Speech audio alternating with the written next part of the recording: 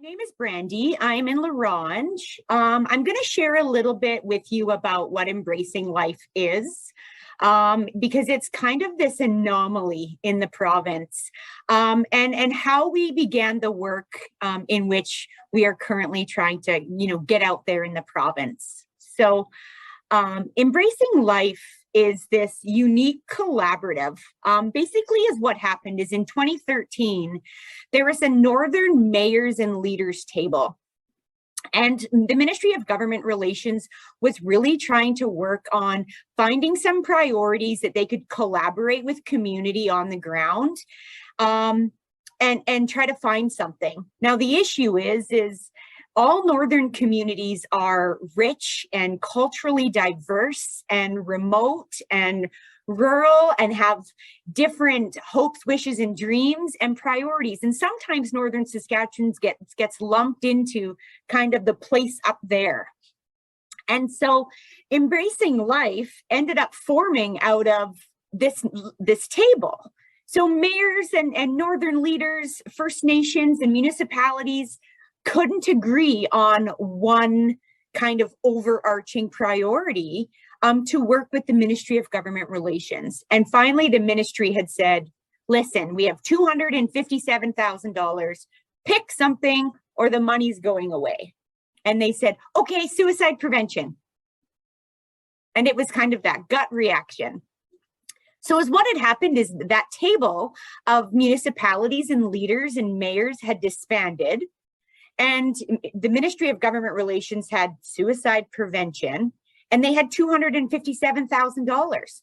So they started this grant program to do some kind of on-the-ground suicide prevention or health promotion around awareness of suicide prevention through the Northern Engagement Office, which is the one I work in.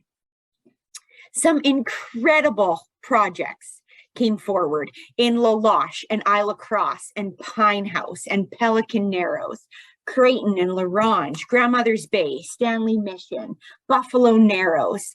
And as what was happening is agencies, the Advocates Office for Youth and Children, the RCMP, the Powhatan Women's Shelter, Northern Victims, SAS Victim Services. We have our whole kind of Northern office, the Northern Light School Division, First Nations, Kikanak, the Friendship Center. All of these different amazing agencies had kind of partnered and were doing these amazing grants that PAGC Holistic Wellness had said, hey, let's get all these grantors kind of together and talk about all this incredible work that's happening in Northern Saskatchewan. And boom, Embracing Life was born. Those agencies wanted to stay connected. Everybody in 2014 was kind of doing suicide prevention work or awareness off the side of their desk. There wasn't a lot of lead for, somebody in community who was responsible for this position. It's talked about in public health, and it's talked about in health and in education and mental health. But really in 2014, it hadn't been the main focus yet. But in the North, we were seeing, the rise of self-harm and suicide ideation, and ultimately, suicide deaths. And so one of the things that this table, they named themselves Embracing Life in 2014, and they really wanted to focus on the proactive pieces of life. They really wanted to bring things together and evolve. And so the Ministry of Government Relations stayed involved and created a secretariat position, so a full FTE in the Northern Engagement Office that can help with all of that wonderful collaboration and empowerment and capacity building at the community and agency level. And so I'm going to bring you back to me. So, I joined Embracing Life in 2019, and some of the amazing changes that had really started in 2019, right before the pandemic, was youth and young people wanting to share and be a part of that agency table. So between 2013 and 2019, the table had largely been kind of a learning and sharing table for agencies.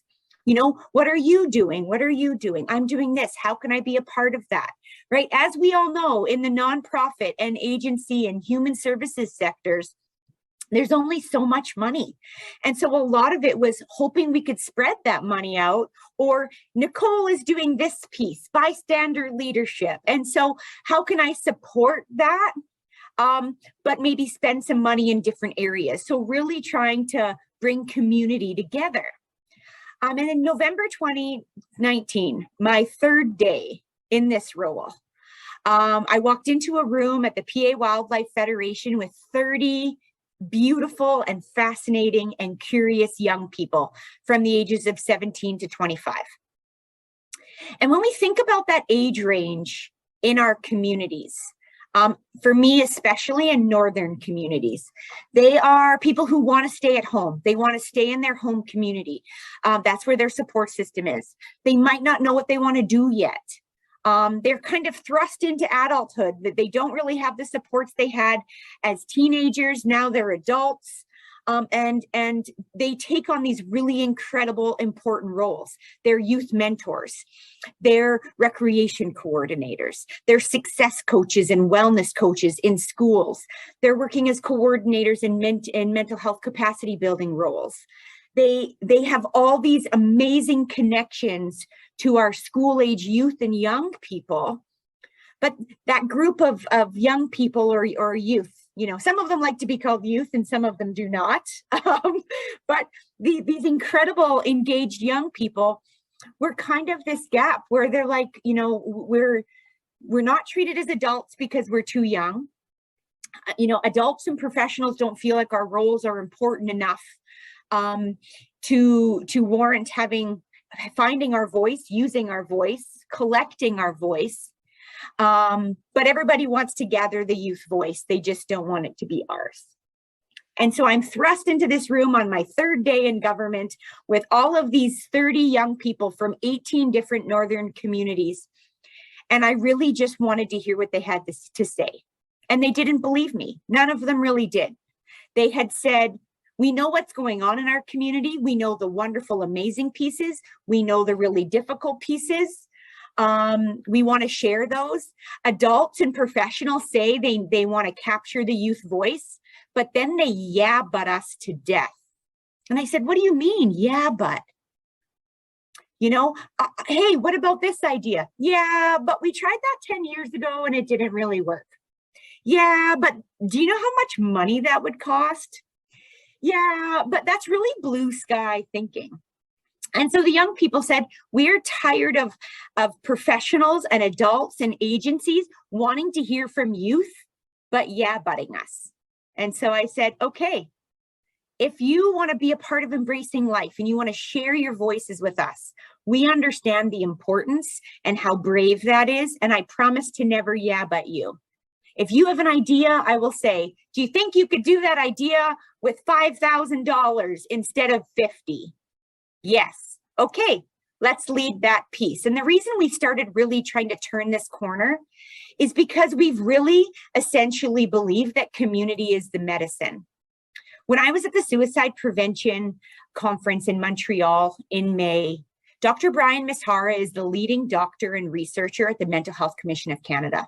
And one of his opening remarks really solidified, I think, Embracing Life's role in the work that we're doing in Saskatchewan. And that is that most mental health care in the whole world is not provided by mental health professionals. It's provided by our family, it's provided by our friends, and it's provided by community. And Nicole, it's why I loved bystander leadership so much. And we have really, at Embracing Life, taken on, similar language to Stops to Violence and looking at our natural supports or what our circle is. And if we could all just 1 second internally take a look, where do we go when we're struggling?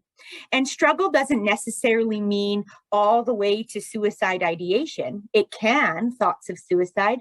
But what about those rough days that turn into 2 rough days or 3 rough days or a week or a month in a row? Whether that's relationships or a job or a big question or, some insecurities internal. We all reach out to people around us. So Embracing Life had thought, what if we could put more resources and tools in your pocket so the bystanders in our life have more tools to have those really important conversations? So we have this tremendous momentum. My third day of work, I get gifted 30 young people who are curious, passionate, fascinating, wanting to jump and get involved at the community level. It kind of turns Embracing Life on its head, because we were this kind of high-level agency learning and sharing table that brought us right down to community. And I was so excited to hit the ground running. And then we all know what happens in March of 2020, right? So my next slide is a QR code. I've added it to the beginning, because if you want to take a picture of this QR code, if you do not have the app, I'm going to walk you through it. And while I walk you through it, you can actually check it out. So here's the QR code. So the narrative continues. The pandemic hits. We have all this momentum. I'm working so hard virtually to stay in touch with all of these young people, because we didn't want to lose the momentum that we had, but we were all isolated. We couldn't get together. And so I started just reaching out to these young people to say, are you okay? How are you doing? What can I do to help support you? And some of the young people had said, can we get on a Zoom, Brandy? We want to talk to you about something. And I was a little nervous. And I was like, of course, you can talk to me about anything. Ready to go. Sent them a Zoom. We get on. And they were worried about their friends and family. They were worried about people around them. They had said, Brandy, you know, people are talking scary. They're talking about suicide. People are talking about self-harm. We know what's happening and what's going on, and we can hear rumors about community and family, but we don't know what to do. And so I put a survey together and I said, hey, will you guys fill all of this information out? 81 of them. We did 101 surveys went out. I got 100 back. 81 young people came back and said, I know when a young person or a family member or a friend is having a hard time, but I'm scared to ask about suicide because I don't know what to do. The second piece of that, 92 of them came back and said, if I had a healthy adult in my life who was comfortable having these conversations, I would go to them and talk to them about my mental health. 92. That's 92% of young people saying, if I had a healthy adult in my life, a healthy natural support, a healthy bystander who's a part of my world, I would talk to them about my mental health. So through that, with these young people along for the journey, we created the Embracing Life app. It gave us an opportunity to turn Embracing Life to a public-facing piece, to brand Embracing Life in all things. And we really wanted to do two things. How can I take care of myself? We wanted to build capacity. We wanted to empower, and we wanted to create resilience. And so one of the things is I'm a big resilience believer. I use resilience. I am one of those people who use the buzzword over and over, and I understand it's been overused. But I want us to think about resiliency as a muscle. We all have it. We all have it, whether it's deep inside or at the surface. What does it take for us to be resilient? To try something new, to get up out of the mud after a failure or after something awful has happened. It's always easier when you have Tracy or Nofa or Nicole or Charisse, helping me out of the mud and dusting the mud off my jacket and saying, you know what, Brandy, great try. What did we learn from this experience? Go get them again. But right now we're asking a lot of people to be resilient in isolation. And we can get up after the first time and maybe even the second or third, but that continuous momentum of not feeling great or capable and getting up out of the mud is really difficult. So these young people and youth partnering with elders and frontline, we spoke to crisis workers, we spoke to mental health, we spoke to police officers and paramedics, we spoke to parole officers, we spoke to grocery store clerks, we spoke to everyone we could think of, rec coordinators, welcoming spaces. a tool that we could create that was inviting for everybody to use. So how to take care of myself. There's a daily check-in that will actually track how you're feeling. It'll track, and you get to choose your day. Is it impossible or is it awesome? And in between that, what does that look like for you? You get to reflect and incorporate reflecting and gratitude and goal setting as just really important things to do as an individual, not necessarily always as a part of a strategic plan or a work plan moving forward, but what do I want? You know, how often do we really ask ourselves these questions? The gratitude box, which, you know what, I'm going to try not to get emotional during this presentation, but it has really taken off. We wanted it to be, when youth were talking to us, it's a place to journal. It's a place to share things that give us hope, that make us feel like we belong, because that's another thing our young people have told us. 2 things to guard against suicide ideation and suicide attempts are making sure that people have hope for future and making sure that people feel like they belong to something, an organization, a team, a community, a faith, a group of people, whatever that is that I belong to something. So people have been putting, you know, their dog, family, pictures of the lake, their hobbies, photos in this gratitude box. You can also put things that make you laugh, things that make you feel good, cat memes, you know, people falling down videos, whatever makes you feel like you want to smile. But one of the most important pieces of this that we've heard is some 12 and 13-year-olds in Saskatoon have reached out. They're sending each other voice notes on Mondays. So they're taking their cell phone and they're saying, you know, hey, Jody, I love working with you. You make me feel so welcome at the Stops to Violence table. You're incredible. What a great addition. I can't wait to work more with you. Have an amazing week. You rock. You're a rock star. Take care. And these young 12 and 13-year-olds are sending each other voice notes and then saving them in their gratitude box so they can listen to them when they're having a hard day. The safety plan. We took a safety plan for mental health and addictions, and we put it to be able to be accessible as a kind of a conversation between 2 friends with a drop-down menu. Again, really trying to build that resilience. I'm having a hard time. What can I do before I need anybody else? Really trying to say, I need to kind of have coping and capacity skills within myself. How can I build those up? And then, you know what? It's not working. Those mechanisms for me to cope are not working well. Who is my circle of help that I can reach out to? What do I want from them? What do I need from them? What should they know when they see me in my worst of what do I need? And then really, again, trying to be resilient and strength-based and positive. What are some goals? What are my hopes? What are my reasons to live?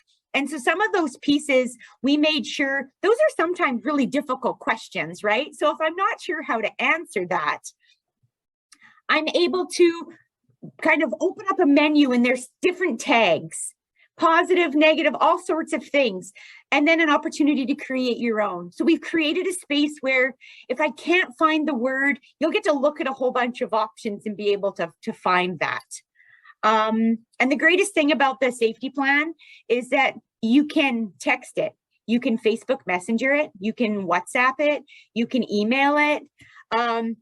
And this has been something that school counselors are using, teachers are using, coaches are using. I have some mental health and addictions crisis responders using it at intake, or they have long-term clients that they do have each other's cell phone numbers, so they carry a work cell phone. And people can update this on a regular basis, and really promoting that safety planning and doing it when you're feeling good is important because we have some clarity for that. And then really focusing on how to take care of others, how to ask that conversation about suicide. How can I say, you know what, Nicole, you've been talking really dark lately and you've been really negative and that's not who you are. I've noticed some changes in you and I'm worried about you. And I just really want to make sure that you're okay. And so it's important for me to ask, are you thinking about suicide? And so the app walks you through how to create a comfortable conversation. What do I need to do? Maybe what not to do, right? My job isn't to solve all of Nicole's problems. I'm not a social worker or a counselor, but my job is to be a good friend. So again, we took a risk assessment. How serious could Nicole be about thinking about suicide? And we've created chat bubbles to walk you through a conversation. If she says yes to that question, if she says no to that question, if the answer is no, Nicole's still struggling or having a hard time or needs her friend Brandy or something, and maybe I can help her just talk it out loud to find out what Nicole needs. Because really, it's about being an empathetic, non-judgmental listener. I'm not solving Nicole's problems. Nicole's going to talk things out loud and share and tell her story. And Nicole's going to find answers to her own things, because some of the things that we're finding is we don't have those conversations out loud. We live with those conversations in our head. And I have seen a lot of people, when I've asked about suicide, start to talk out loud and go, oh my goodness, I really thought that this was it for me. But now that I'm hearing myself say it out loud, you know what, Brandy, I do have some hope. I just need to know where to start. Well, let's find a starting point. And so we've launched the app, which is incredible. QR code, you have it. It's in your hands.